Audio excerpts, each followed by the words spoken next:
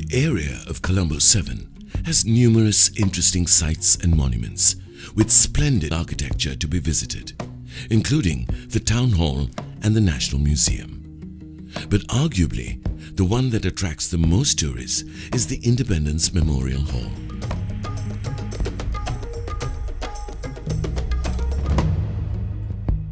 This area, formerly known as Torrington Square, is now referred to as the Independence Square.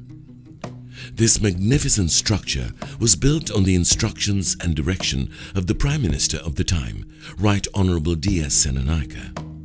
It was built as remembrance of Sri Lanka regaining sovereignty from the British rule. However, the construction of the building actually commenced a year after Sri Lanka, formerly Ceylon, regained independence.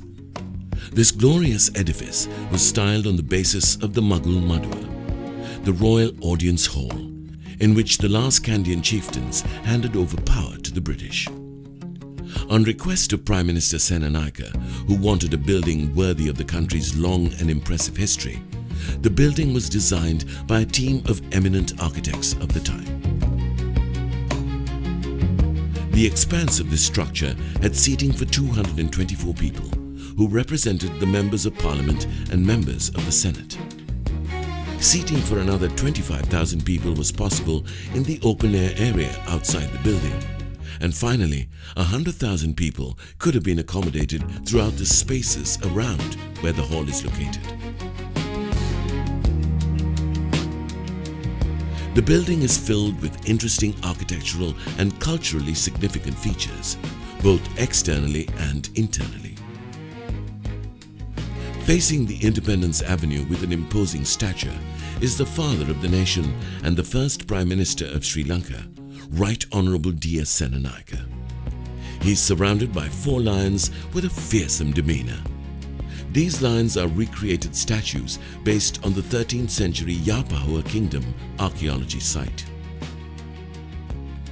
The exterior also has rows of lions facing outwards and ringing the monument. The 4 corners of the perimeter of the main level has pots signifying wealth and plenty. The main hall, however, is the outstanding section, with 60 ornate pillars and columns modelled on the style of the elegant Ambakke Devale's Drummers Hall. The Ambakke temple from the 14th century differs from that it is entirely constructed from wood. The size of the area of the Independence Monument is almost 1 hectare. To heighten the sense of history and culture, the walls have illustrations depicting scenes from events of ancient times. While this has been the venue of hosting some important events, from funerals to Independence Day celebrations, today it has become an area of rest and relaxation for the population of the Colombo metropolis. Its water features, jogging and cycle paths, lush gardens and trees all provide a welcome respite from the busy city life.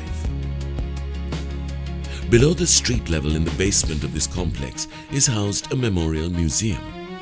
This often missed facet houses exhibits showcasing Ceylon's colonial history and its struggle towards gaining independence.